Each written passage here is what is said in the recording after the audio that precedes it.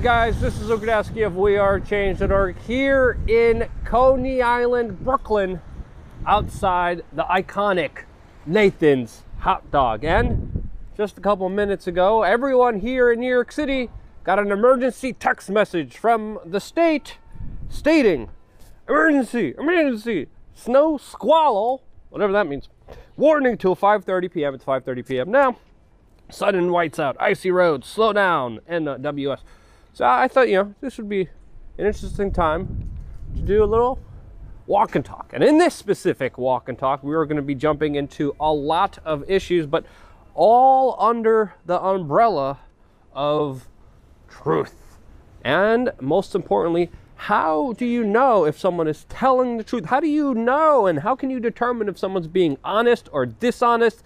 Well, we're going to get into that, plus a lot more in this unique video, which of course I have very interesting findings on and experiences that I will share that you can't get anywhere else, especially since I've dedicated my life to telling the truth, to being better than the mainstream media that lies to you on behests of special interest, on the very powerful who manipulate information that make human beings suffer for their own personal benefit. As we're going to be walking around Coney Island, which has some interesting art here, to say the least. But this is going to be an interesting video because I have a lot of experience in this. I've been working as a kind of activist and kind of as a reporter, mainly as an activist as a teenager, but as someone who's taken myself as a very serious reporter since the age of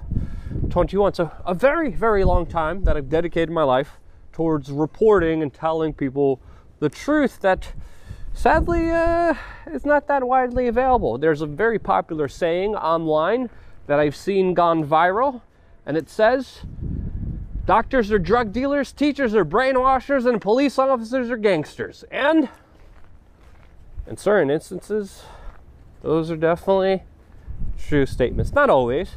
And this is where I believe the biggest trap happens amongst many people who always try to see things as black and white, when in reality things are far more complicated and sophisticated than we know. I also get a lot of questions. By the way, this is going to be an interesting look because this is Coney Island during the winter. No one really sees Coney Island where everything's broken down during the winter. We're going to go on the little boardwalk here. And guess what? The weather's not as severe as the government warned us it was going to be. But that's a whole different thing that we could jump into. But a lot of people always ask me, how do we know we could trust you? Well, I always say, never trust anyone, especially if you're just meeting them for the first time. Now, you have to have this kind of gray middle ground in life where you trust some people and you don't trust other people, because anything that's too black and white will eventually lead to something that is going to be undesirable, something that's going to lead you astray, and something that is going to overall end up hurting you in one way or another. This is the black and white thinking that I mentioned earlier, of course, in this video. But when it comes to me, particularly, an individual is asking, how do we know you're not working for the Illuminati or the Mossad or you're a cover-up agent? I mean, one, I always tell people to judge people by the fruit of their labor. And I think if we approach this kind of approach towards our life to determine who is telling the truth, I think your chances of ending up towards the more truthful, honest place are going to be a lot higher if you just look at the track record of individuals. How long has this person been doing whatever action you may be trying to determine this person on, or whatever action you may or may not take with this person?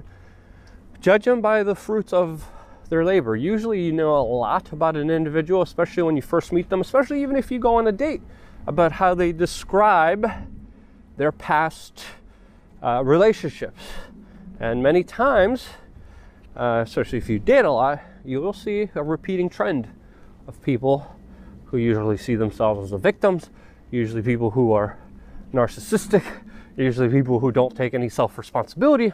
And you can see that by how a lot of people just judge other people as we walk here through the little bit of snow that happened during this emergency alert here in New York City. And the same goes for news reporters. Should I trust this news report? Well, where's this news and information coming out of? Is it coming out of a trusted outlet? Is it coming out of a trusted individual? Where are the sources, the documents, the videos, the photos? It reminds me of one particular incident.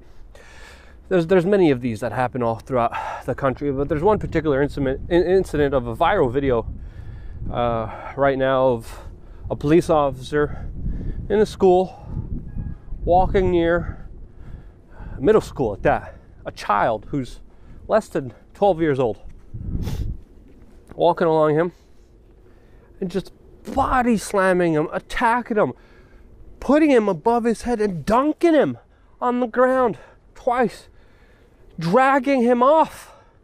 And in many instances, I believe in this one too, we always hear that the police officer felt like he was under attack, the officer felt threatened. All the way until these incidences happen and the video comes out, and guess what? There was no threat. There was no vicious attack. And many times it comes out that the people in authority weren't telling the truth.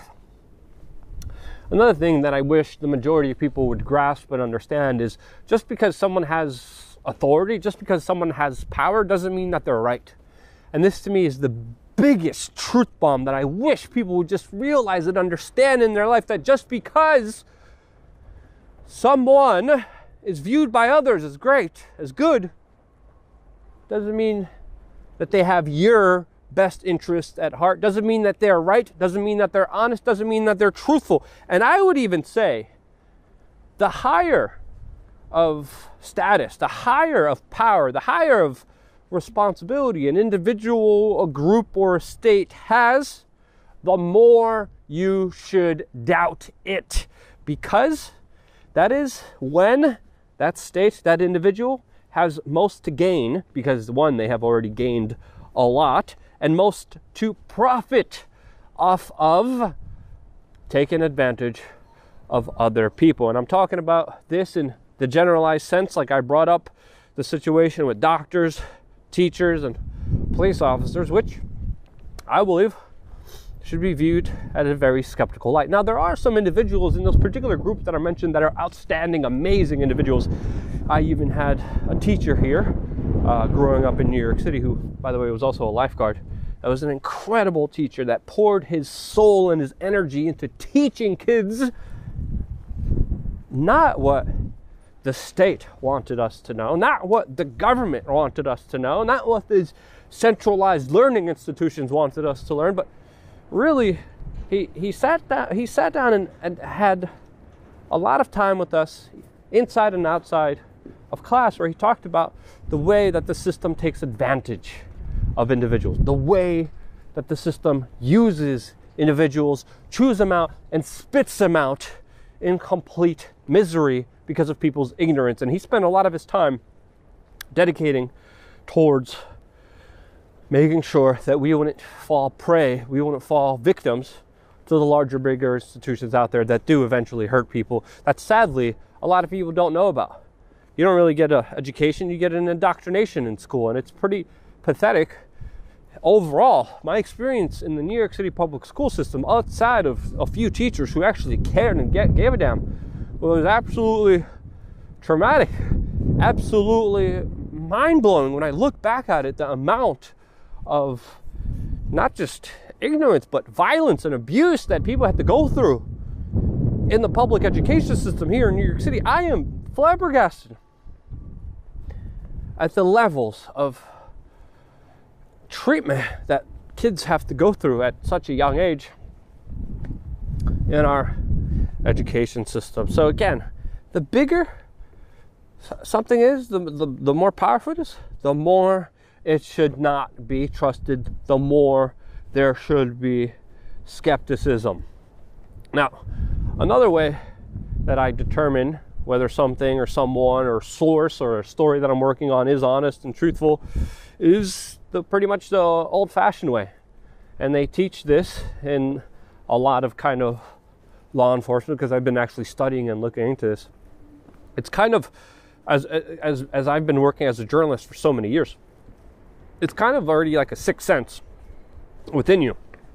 As you know, I also confronted a lot of politicians, pissed them off, and confronted them about issues that no one else has ever dared to confront them on. Went after them about things that they've done that they thought that they got away scot-free. Bad things. And I was able to walk up in a microphone, right up in their face, eye to eye, be like, hey, I know what you did.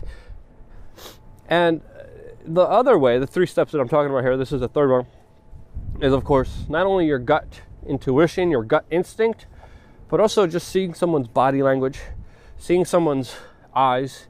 You could very much determine if they're being an honest human being or not. And many times when I confronted, let's just say Tony Blair. Tony Blair is the confrontation that really sticks out to me. I think it was one of my best confrontations ever, because it proved, we did this a couple times. There's politicians that were literally running away from us. We asked them the question, they literally were crap. Literally, politicians make, arrest this guy. Hillary Clinton's, get security in here, for just a simple question. I remember Charlie Rose, who was a disgraced news anchor that had many serious allegations against him now. But before that, when he was still celebrated and a part of the Bilderberg group, I remember confronting him, and this man just booking. I confronted him like 3 times. Every time he saw me, every time I looked at him eye to eye, I once gave him a softball question. He didn't realize who he was talking to. This is, I believe, the 3rd time. And then I asked him the hard-hitting questions. What'd you do at Bilderberg? And these other stuff that he was also tied into. Once I started bringing up all those other serious questions, dude just started booking it. Started running. And a lot of times when someone is guilty, especially if you look at Prince Andrew, Pinocchio Prince, that's the best example of them all. The facial expressions, the micro expressions, the eyes, the lips, the body posture, the physicality screams at you. And you could study this, and you could look at this in many different ways and many different examples. And some people become experts on this because they study this in extreme due diligence. And you could also do the same if you want. And when you do so, you could see the telltale signs of a liar. The body usually exhibits it. There are really good professional liars. Some people call them presidents. And they've been trained meticulously by PR experts and geniuses to use NLP and to many times convince themselves of bigger lies to, of course, tell to the general public. Many politicians are trained in this. Many celebrities are trained in this. But again, no one is perfect. No one is infallible. There's good politicians, sometimes, very rarely. That's like saying that's like saying you can win the lotto. And there's also a lot of bad politicians, but there's still, some people who win the lotto once out of a couple million. But there's still a chance. You know what I mean? You know what I'm saying here? But ultimately, you kind of do develop a sixth sense, and you do deep down know in your gut whether someone or something is being honest. I remember being in relationships and not wanting to believe, noticeably just blinding myself to clear warning signs that I saw in other individuals, and I just literally ignored it because I didn't want to believe it, because I was in such a honeymoon phase, because I was so infatuated. I knowingly knew something was deep down wrong, and then kaboom, the relationship explodes. It doesn't go that well, through, of course, my own ignorance. And there's been instances where I did listen to my gut, and I opened up to more honest communication, and I tried to, of course, get down to the bigger truths and not be lied to, not be cheated on. Every time I listened to my gut, it always wasn't easy, but it always worked out for the best. Every time I didn't listen to my gut, I had a very serious lesson to learn. And throughout my career in journalism, throughout even my dating career, holy cow, I have learned a lot of serious lessons. And they're not always easy. The truth is not always easy to consume, but you're better off because of it. And I hope you got an insight in some of the ways to find out what is honest and what is dishonest, what is truthful and what is lies, and how you could believe someone and how you could not believe someone. Just to reiterate the 3, always judge someone by the fruits of their labor. If they have high status, that means they have a high probability of profiting off of you. And always trust your intuition, but always be skeptical of the more powerful individuals. Because again, you can't always be too skeptical. You can't always be too mistrusting, because that life is also a life that I don't want to live as an individual. I don't always want to be an individual who is insecure, who is scared, who is always on guard. But that's a whole nother video that I'm going to make on this YouTube channel. You got to find a happy medium. And this is why I'm going to reiterate, the bigger status person, individual, the more likelihood it is that you should be just a little bit skeptical. That's my take on it. What do you think? Let me know in the comment section below. If this video is helpful, share it with your friends and family members, because YouTube and Google and Alphabet working with the Pentagon and military industrial complex definitely won't. But because you amazing human beings watch these videos, share them, I'm still able to somehow miraculously be here. And trust me, with everything we have to go through, with all the odds against us, I am flabbergasted that we are still here. And in large part, that's because of you. And that's why I love you guys. Thank you guys so much for watching. Stay tuned for more here on wearechange.org.